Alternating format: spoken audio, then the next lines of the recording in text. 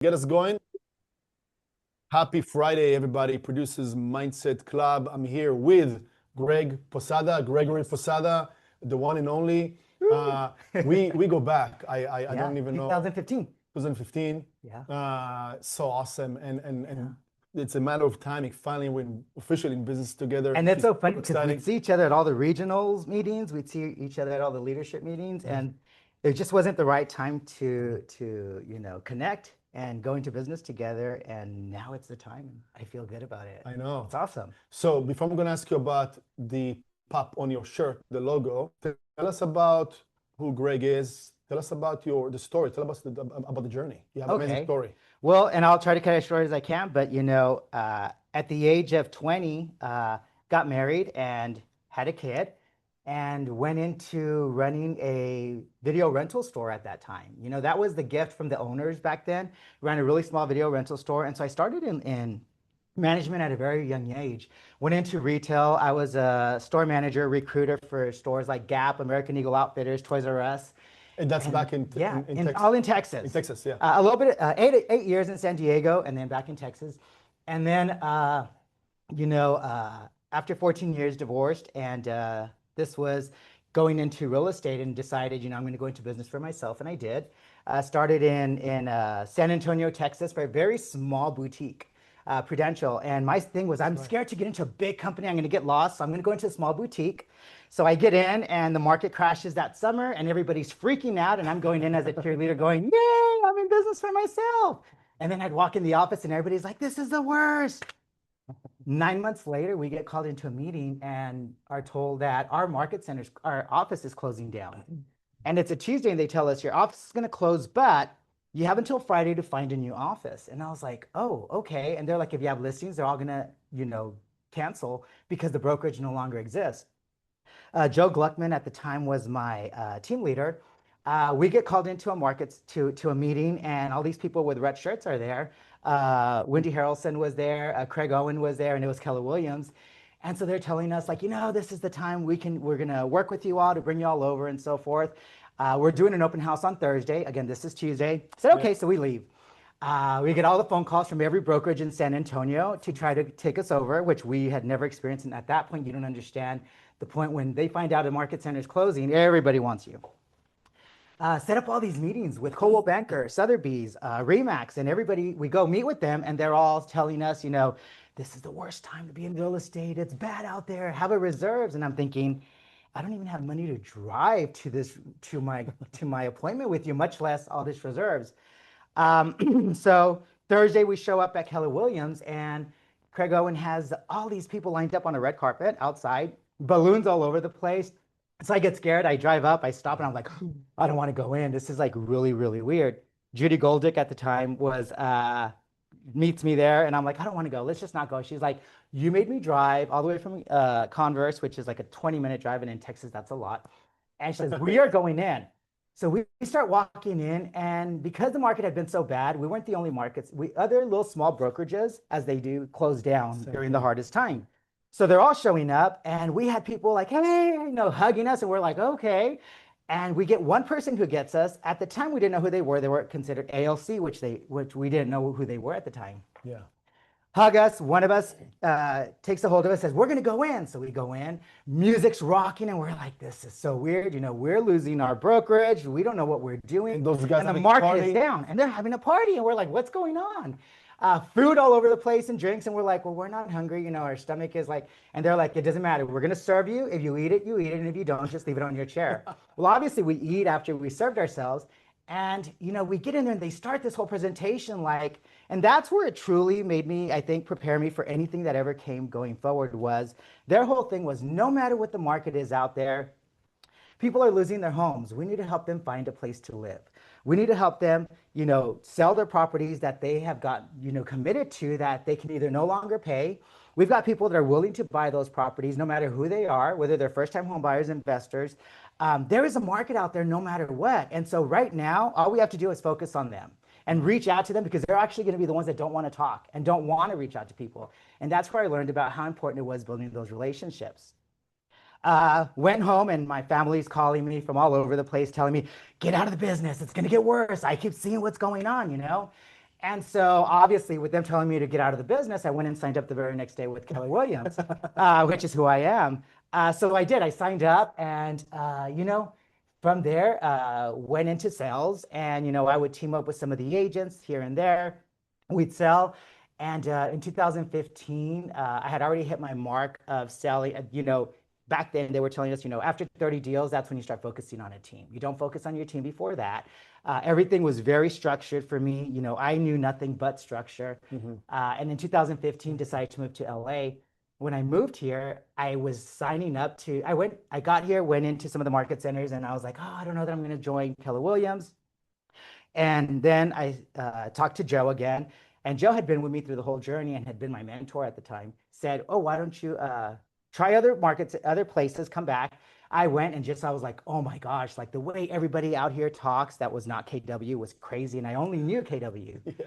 So I go and I'm signing up at Hollywood Hills, again, just as an agent, not leadership. Yeah. And as they're trying to look up my license, they realize I'm not licensed in California. So I'm like, oh my gosh. You forgot about that part. Yeah. And I was like, oh, well, what do I do? I'm still licensed in Texas. I still had clients in Texas. And I had teamed up with an agent that was still selling for me, helping me with my clients that we had done business before. And so then they said, well, got to get your license. But in the meantime, come join the classes.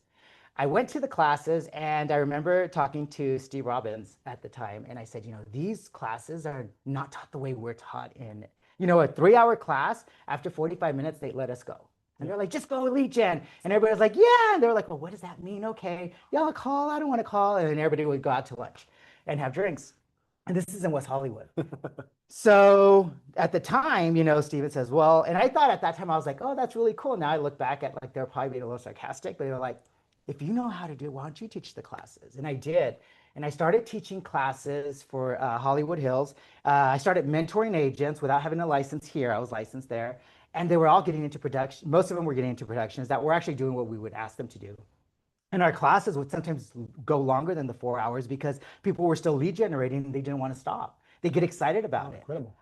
We have video of our Ignites when we had them. We had 40 to 50 people with some of the top producers taking Ignite at the time. And so we documented it all and showed people. And then all of a sudden, Paul and Stephen had a meeting with me and said, why don't you just get into leadership? And I was like, oh no, I love what I'm doing. They were like, we will help you with getting back into leadership. Let's just do it a little, assistant team leader. And I did. Then coach, and then from there went on to where I'm at now. And I've been in leadership since, Yeah, and it's been quite a journey. By the way, it's again in a nutshell, right? I mean, yes. Real quick. But you, and thank you for sharing, because that's just by itself, it's an amazing kind of journey. So you've been keep being a producing agent or as a team, while also leading companies, right? Various KWs. Yes. Right. How did you keep those ball juggling in the air at the same time? It was, I think that is what helped me with the tracking for the accountability, because everything I did, it was really hard because a lot of the OPs that I work with did not want me to sell at the time. They were just like, you just either be a team leader, you be an assistant team leader, a director of operations, or coaching, and that was it. So when I talked to each of them, I said, I want to have a team. And again, with Joe's help, he guided me through it and said, let them know that you can do it all. You can focus your leadership part during the day, and then in the evening, you just work on your team. So my team knew that after 5, I was available for them nonstop. Wow. But also leverage the market center in every way. So when you have your compliance classes, they have to attend. When you have your classes, they have to attend. Gotcha. So I leveraged the market center for everything of the training for them. So I still saw them there. They came to all the lead gen. They came to everything we had. I'd always have a second screen so I could see everything that they were doing while they were calling. But at the same point, I'd be able to still work with them in the evening and then on weekends. And so and then everything was text. So our communication was always text, which would make me more into just everything's text because it was so easy to respond and still do what I needed to do at the point. So that's kind of how I leverage both of them. And I love it because it's definitely lifting up the market center in a way that you're committed. Hey, I'm going to teach whatever I know how to teach and coach and share my experience. So it's a win-win. It's the true win-win, as we call it. Absolutely. And my whole leadership that I was doing at the time, especially most of it was when I was at Megger's Group, was teaching classes, running the training programs. And so it was easy to bring them all into it. And then what was nice about it is they learn everything. And I think where they got the benefit was, everybody goes to classes, but the hardest part is the implementation part. And that's where I'd kick in the evening, and it was all about the implementing what we just learned. Yeah. And so I think that's where the success came from. How do you think, because that, by the way, that applies to new agents in the field and also seasoned agents that sometimes just kind of, get stuck or what have you. What do you think can trigger that? Okay, I'm willing to do it, right? Because you can sit all day in the classes and you see some people sit, but they don't do anything. Right. How do you connect the two? First of all, it's hard because I think we always try to, and I look at it as in sports, like if you were a sports team and you were to, and it gets so detailed, but if you're in a sports team, somebody says, you're going to go play football, and you're like, yes, they said, this is what we're going to go out and we're going to play on the field. You've got your coach there showing you every single thing you're doing step by step. But if you had never known anything about football and somebody says, okay, this is what you need to do, now go do it and I'll meet with you next week. Right. They're not going to do it. And they're not going to get that. They're not going to see that, wow, it did really work what you told me to do. And I think for our agents, when you tell them to lead gen, they're like, okay, but when you're sitting there, there were times when I'd meet with my own team and I'd say, okay, so they're like, I called everybody. I'm like, you really did great. Open your phone, call this person, and let's reconnect. What did you just talk about? And they're like, well, I'm not really sure. And I'm like, did you write it down, the activity? And they're like, well, I remember it in my mind. You're like, no, we have to be purposeful of everything we do. And it was hard because it was always repeating, be purposeful, make sure you're making the calls. This one I didn't call because, and they give you a story about why they did it. Great, let's just call them anyway. Sure. And when we started doing that, when you do it, and it is very tedious because you have to almost like hold their hands, where a lot of people say, we don't have time to hold their hand. And it's hard. But when you get somebody who's like, I really, really want it is number one, and they really want it. And sometimes they need to have the financial need for it, but they really, really want it. And then they sit there and we'll let you pull them through the mud and say, call, do it. And then let's do it together. And you're doing a couple of them. Then they're like, oh my God, I got an appointment. Like that wasn't as bad as I thought it was. Or that first phone call, they're like, wow, I got that phone call. And then you get them through it. It just becomes something that comes natural to them, but they have to see the reward because as everybody wants the immediate, like, yay, I got the reward immediately. And it takes a while. You have to wait there because they have to get the first reward about getting the appointment, the answer of the connection, and start talking to them. Yeah. Then you have to get the reward of the appointment, then the reward of meeting with a lender or the listing, Right. and then the reward of being active, and then the reward of closing. And then once you get them, and that's a process that you have to be step by step with them, that's when they realize, oh my God, it did really work. I never ask of my team to do anything that I didn't do, that I didn't prove that it worked. And I remember at the beginning, I would kind of teach, and I was still a little over the way. When you would teach, you sometimes teach because this is what Gary told me to say. But when you do it and you know it works, it's very different. And that passion when you're teaching, where like when I would teach, agents would come to me and say like, oh my gosh, like I now get it, but they still wouldn't because they didn't want to make that first call because you had to sit with them to make that call. So when we did the class of everybody's calling and I'd be walking, I'd go sit with them, they'd be like, oh, and they'd be like looking at their phone for 5 minutes and I'm looking at them like, all right, let's make that call. They're like, hold on. I'm like, no, let's just make that call. Yeah. And it works. Yeah, I love it because it's like you go to the gym if you work by yourself versus with a trainer. The trainer will squeeze a little bit more than you. It's not like you're gonna say, "Hey, do this," and they're gonna say like, "No, I'm scared to do it." Exactly. You are gonna do it. In worst case, they're gonna come and help you out. Exactly. Or you're like, okay, I already did the 10. They're like, let's do 2 more. You're like, you said 10. They're like, just do it. And then when you do it, you're like, and you do that extra, you do 13. You're like, oh my God, I was able to do it. But your mind, and it's our mind. It's really about your mind. 100%. It's the one that tells us you can't do it, or you've said, okay, I just need to do 10. And you get to 10, you're like, okay, I already did the 10, but could you have done 2 more? And if somebody was standing there with you, you do those extra 2. So let me ask you, side question. So when you as Greg, right, you're doing the 10, and then I need to do 2 more. Just a analogy, right? What triggers in your mind to like, Greg, do 2 more?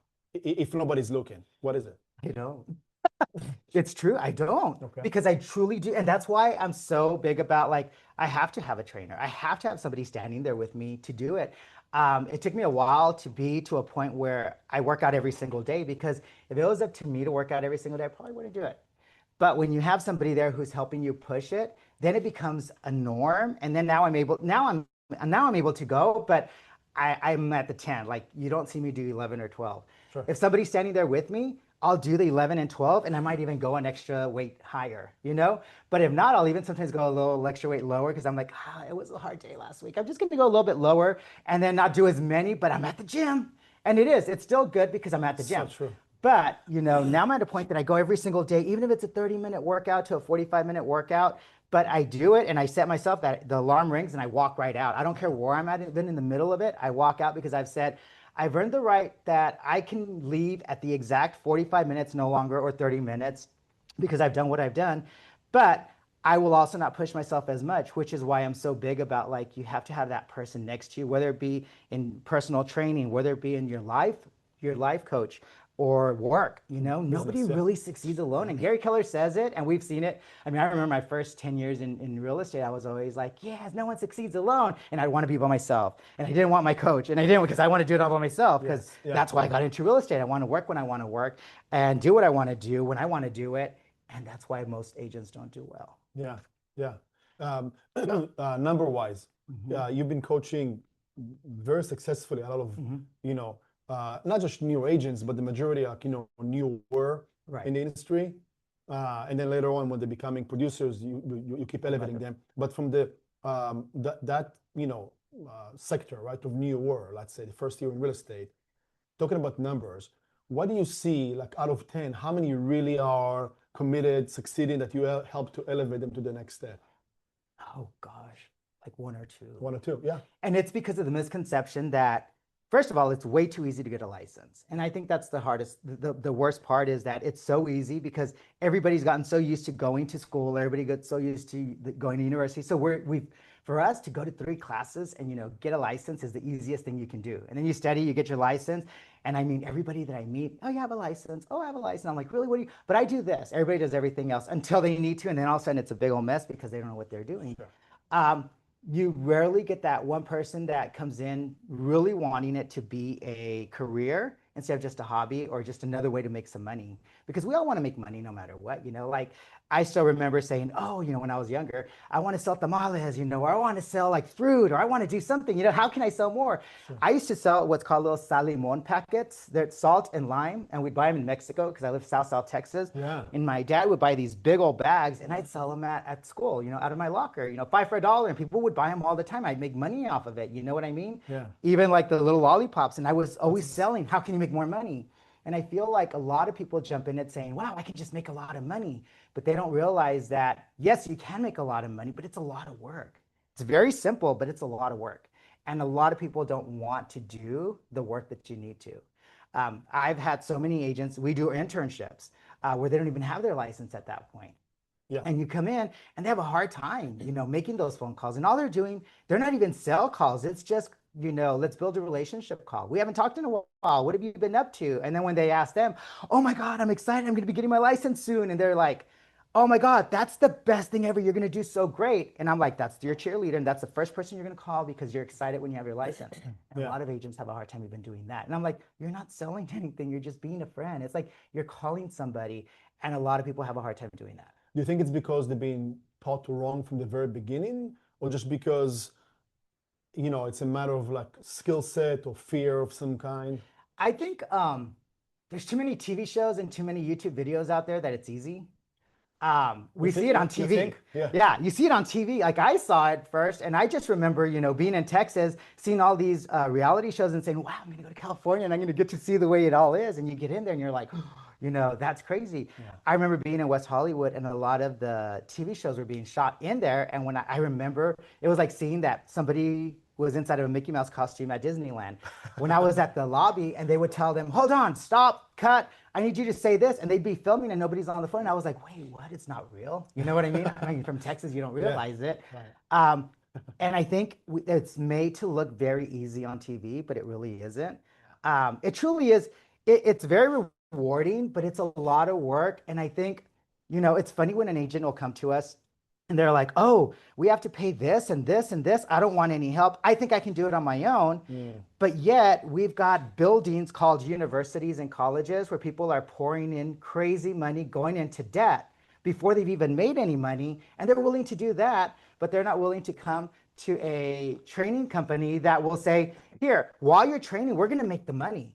And it might not be as much as you can make, but you know what? It's just for now so you can learn it, understand the reward for it. And then once you've done that, go off on your own and go do it, you know? But you're getting paid in the meantime.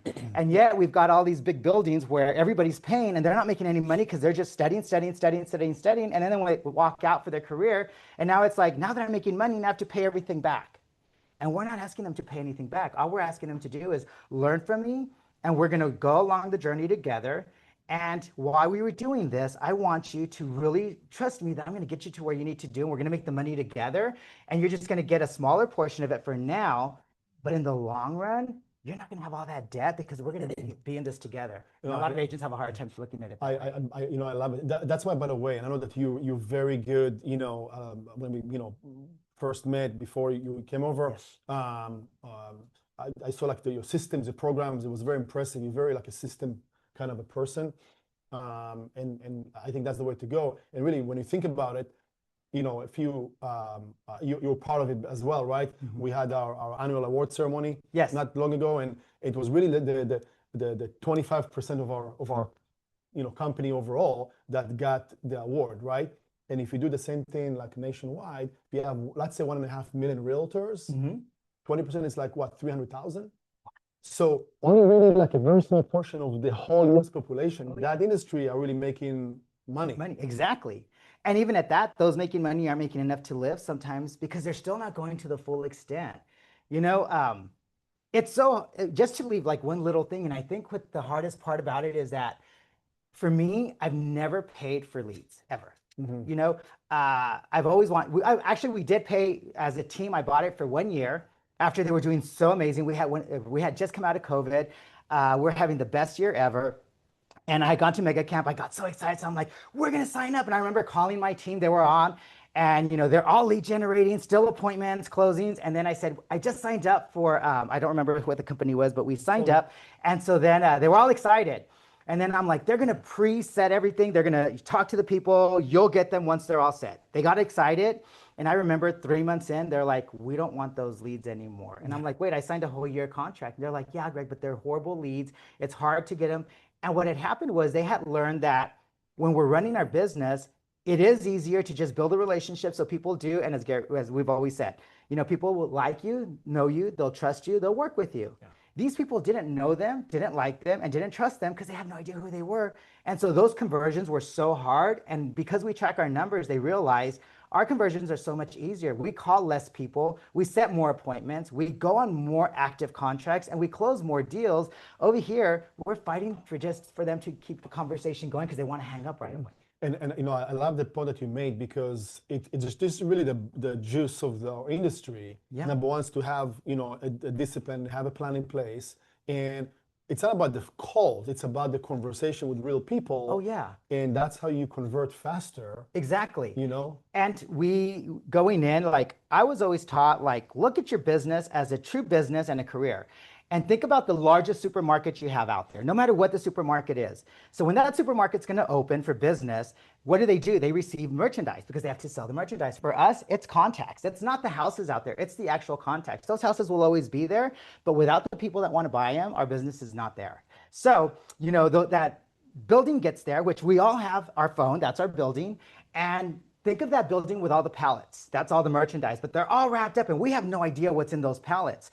But think of the largest supermarket's going to have a pet department, a grocery, the produce, the meat, the frozen, the beauty products. And so all of those pallets are set up. And as agents, we truly go into business saying, okay, we're going to open the doors and we know nobody's going to come in because I have no idea who I have back there, what we're selling, but I just want to sell. And I'm standing out there trying everything I can, talking to everybody that has no idea what I'm selling. And when they walk in, they walk right back out because I don't know what it is. Mm-hmm. And so all of us can just turn around and say, first of all, you have to have a lot of product in your building to sell. That means our contacts. And for those that I meet sometimes that they're like, I don't know anybody, I have 70 people in my phone. I'm like, well, go get some more product. Like, go meet people. Open houses nonstop. Like, that's your deal. Which one of my agents, when he joined from Australia, he's like, well, I don't know anybody. I was like, your open houses nonstop, Right. And so that building. And then you have to realize, okay, I have to sort all that. It's going to take time. And yes, when we're going to open a building, it does take time. It's very tedious. You have to unwrap it. You have to look what it is. Go put it on the shelf. You have to price it. You have to put it in its category. That's how our contacts are. So on our phone, you have to call each person and say, are you a buyer or seller? Do I know you? Are a family member, a friend, somebody who's going to buy pipeline A? Yes. Or pipeline B, maybe, but not now. Or C, you pipeline them. Once you put everybody and your store looks pretty and your shelves are fully stocked, people are going to come in and you become an ongoing machine, like it's going. And that's why database is so important. And that's the one thing we don't do as agents. You know, if every agent said, all I'm going to do is focus on the people I know, my store is going to be the best looking store, like Erewhon. I went into Erewhon and I loved it because everything's so perfect and everything like looks nice. If your database, your phone, your CRM system looks like that, you don't have to put that much work into it. And then all you're doing is restocking or updating your inventory. When it expires, you have to go call them and tell them, hey, you know, how have you been? Build a relationship. None of us do that. But if you were able to do that, our world would change. Every agent's life would change. And then once you start closing and you're closing one deal minimum a month, then you go to two and then you're like, wow. And then you run your business where when they meet, they're able to tell you 10% of our business is pet store, but 40% is produce. We can't even talk like that about who we're selling to. And we don't even know what our database looks like. Every class we attend on Keller Williams is all about database. And when you go talk to agents and you ask them about their database, most agents will tell you, oh, you know, I'm not really sure what it looks like. I don't really use my CRM. I'm not using, and Command is free and it's so easy to use and it's the best. Yeah. We use it. And that's why your emphasis about the implementation is so critical. And by the way, if you know, Greg, you know, he's definitely big on aesthetics, and you gotta see his office. It's just meticulous. Talking about that, and you keep mentioning pets. How did you come up with your perfectly centered logo over there? This is Dexter. He's my dog. He's my rescue. Show it off. Yeah, that's amazing. Oops, there. So this is Dexter. He's 13 years old. And Dexter is the reason now that I do what I do, because he was a rescue. When I rescued him, I was originally going to find him a home to place him. So I figured this is a perfect match. And when I found him, he had cancer. He was thrown out in a KB home development out in the boonies. And we were at a realtor function, and he was just running loose. And they were like, we're all trying to catch him to take him to the pound. And in San Antonio, they put him to sleep. So I remember calling my brother. He would say, no, he's too big. There's no way. I said, no, let's just do it. We catch him. They caught him. I called Lacey, who's from KB Homes, and I said, I'm going to rescue him. She's like, they're already taking him to the shelter. I met them.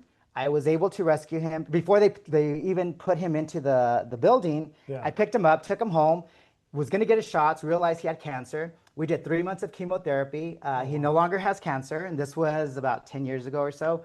And so since then, you know, I think he's really the one that rescued me, because he's the one that gave me the wake up early, because no matter what, you're going to wake up early and you're going to walk me. So that's where because I used to wake up as a real estate agent, even sometimes at 11 or 12 o'clock, you know, but I'd be up till 2 or 3 making flyers and stuff. But I was having a hard time trying for time management. Yeah. So he put the discipline back in you. Yeah, so he put the discipline back to me. So he's my coach too. So I always have a coach. And so this is Dexter. He's now 13 and he will be 14 in October. That's amazing, man. Yeah. Why? Yeah. So every time when I don't want to do something, I'm just like, you know what? I'm not going to do this. I just always remember Dexter, and I'm like, I have to do this and I have to work. Yeah, that's a symbol. What's next for Greg? I want to build my team to about a good size, about 5, not too many. But I want agents that are truly wanting a career out of this. And again, as I've talked to you before, my team is not a forever, I expect you to be with me for the rest of your life or the rest of your career. It's about join me like a schooling. We go through a 1 year together, and then I launch you off on your own. And then I sit there and I just hope, and I'm your biggest cheerleader, that you're going to do really amazing.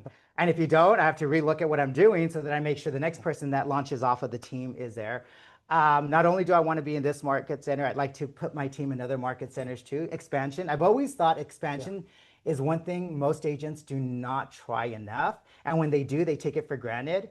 And the ones that have not succeeded in it, because I go and I'll talk to them and I'm like, why didn't your expansion work? The rainmaker is really busy selling. Yes. You can't sell if you're a rainmaker. I feel expanding into different market centers. I've also talked a lot with San Antonio where they want me to expand because they've seen what I've done. They've seen our success. They follow me nonstop. So and Joe, who I talk about a lot, he was the one that after a family reunion, I call him, he'd like pull me back because I was like, I want to do all this. And he's like, okay, Greg, let's stop. He's the reason I'm who I am today. And unfortunately, in January, February, Joe passed away. And that was the hardest thing for me to go to family reunion knowing. And luckily, I had Gurmeet there where I had my breakdown. And I was like, Yeah. I've just realized today that this is the day that I'm not going to be able to talk to Joe anymore. Yeah.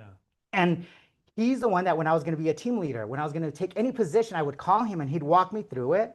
He would call me and say, there's other positions in other cities and other states. Florida was one, Arizona, and would still keep me connected with San Antonio. So with his connection, I still have agents, market centers that were like, we want you in Texas too. So I still want to make sure I can do it right. And I want to make sure, because we're always learning, I want to make sure that I streamline it as best as I can. I still keep my connections with everybody from Florida, Texas, Arizona, and Northern California, where I'd like to still keep those connections really strong. So if I ever did decide we're ready to start moving, hire a regional director that will be able to oversee those market centers for me too. Right. So that's my goal. And a lot of people watching it right now, and then going to watch the recording afterwards.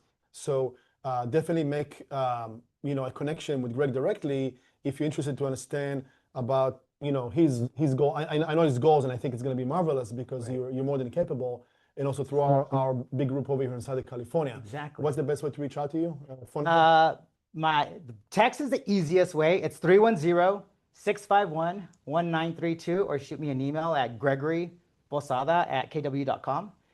And but the easiest is always text, because I will text you immediately. Phone calls is usually hard because anytime I'm talking to somebody or I'm in the office, I try to just focus on who I'm with. So I never really have my phone around with me. Yeah. So we can keep talking for hours, clearly, as we usually do. That was just a little bite, a taste from Greg Posada. Amazing stuff. I got to learn more things about you in the show too. About Thank you. So thank you. First of all, I appreciate the opportunity you've given my team and I for joining the Market Center, and meeting the leadership that you have was awesome. Again, fire, like I said earlier, I'm not sure it was on video, but it's like it's lit a fire under me, joining the leadership, the Market Center, everybody that you have in here has been amazing. Yeah. And for anybody who knows me, KW and conventions are like anybody going to Disneyland. For me, it's just something that I need in my recharge. Thank you again. I appreciate the opportunity. It's mutual 100%. Greg Posada, thank you. Thank you. Thank you all so much. Appreciate you. Thank you. That was awesome. Wow. Thanks, everybody. 30 minutes already? It's nice. Thanks so much, Meny. Greg, your personality is like on fire and contagiously happy. You were amazing. Thank you so much. Thank you. I appreciate it. It's Christine. Christine. Thanks, Christine. Thank you, Greggy.